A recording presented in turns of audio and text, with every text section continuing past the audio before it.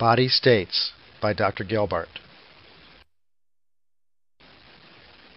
This is your body.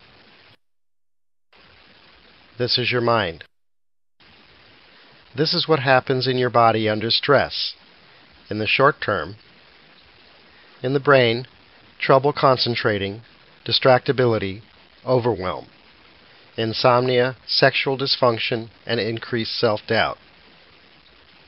The cardiovascular system, increased heart rate and blood pressure, increased vascular resistance, and sometimes heart attack.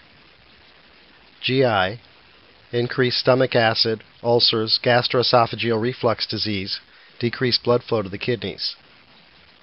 Musculoskeletal system, muscle tension, headaches, chest tightness. The endocrine system goes into fight or flight mode, causing increases in norepinephrine and epinephrine. The adrenal glands increase cortisol. The pituitary increases prolactin, endorphins, and vasopressin. The pancreas increases glucagon, and reproductive and growth hormones drop. When stressed, the body borrows resources from the immune and endocrine systems. There's a release of T lymphocytes, and the blood vessel walls secrete a substance that binds these cells, creating plaque. Increased ACTH blocks interferon, which then reduces responsiveness of white blood cells. Over the long term, stress causes decreases in brain-derived neurotrophic factor required for nerve growth. Brain cells die, people can become depressed and have strokes. There's damage to the fear circuitry of the brain. Impaired focusing, processing of information, and problem solving. We become more prone to heart disease, hypertension, irregular heartbeat, atherosclerosis, claudication, and cardiac arrest. Gastritis, peptic ulcer disease, irritable bowel disease, and diabetes. Muscle tension, chronic pain, and sexual dysfunction. We're more likely to catch colds, take longer to recover and heal after surgery, infections, or heart attack. The cells in our body actually age faster. A gene that enhances production of lymphocytes and boosts activity of killer cells can be reduced by 50%, and will have a weakened response to flu vaccines. When you do something calming, you're telling your brain that there's no current threat, and your neurochemistry can restabilize. Your heart rate and blood pressure will go down. You'll consume less oxygen and put out less carbon dioxide. Your digestion will improve, as will the blood flow to your kidneys, cleaning up toxins. Cortisol levels go down, and the sympathetic and autonomic nervous systems settle down. Your immune system gets to recharge. When you feel angry, and even from carrying resentments, your brain's focus of attention will be narrowed. You're walking around in attack mode. Feeling anger and shame increase cortisol, especially when it feels personal. Righteous or justified anger can become an addiction because it stimulates the pleasure center. Your heart rate and blood pressure will run high, and your muscles will be tense, causing symptoms like headaches, neck, and back pain.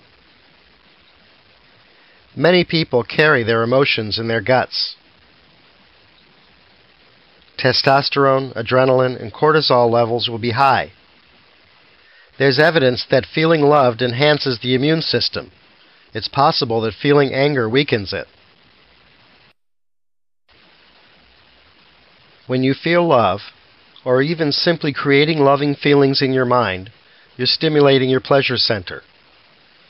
Your serotonin, norepinephrine, epinephrine, and dopamine levels all go up. Oxytocin, a love hormone, goes up, and we put out pheromones, sexual attractants. Loving relationships correlate with less infections and quicker healing after heart attacks, surgery, and other trauma. Loneliness has been shown to be a huge risk factor for catching the common cold, even stronger factor than smoking. When you exercise, in the short term, Increased norepinephrine and epinephrine enhance your mood. Endorphins are released and can produce euphoria. The brain consumes more oxygen. The stress response can be blunted for up to 24 hours. Your heart rate and blood pressure will go up. You'll sweat. And increased ammonia production causes fatigue in the muscles. When you exercise regularly over a longer period, what you can expect is improved cognitive function and healthier brain cells. Increasing levels of nerve growth factors act as fertilizer for nerve cell growth and survival. You'll have much less risk of cardiovascular and metabolic diseases. Your muscles will be stronger, and your bone structure healthier. Our habits can put a lot of wear and tear on our body. Caffeine causes anxiety, insomnia, and headaches. In the digestive tract, ulcers, esophagitis, and gastroesophageal reflux disease, heart palpitations, and muscle twitching.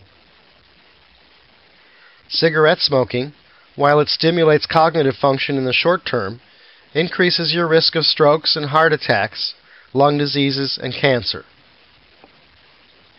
Alcohol, while it may calm you down in the short term, can cause depression, insomnia, withdrawal symptoms, seizures, neuropathies, and alcohol dementia. Nutritional deficiencies, gallbladder disease, pancreatitis, kidney stones, and liver disease, including cirrhosis, all await you if you drink heavily, not to mention weight gain. If you learn to understand your healthy emotions, you'll have a lot less unhealthy emotions and less wear and tear on your body. You can learn to change the way you feel. Check out my website, thepotentmind.com. I'm Dr. Gelbart.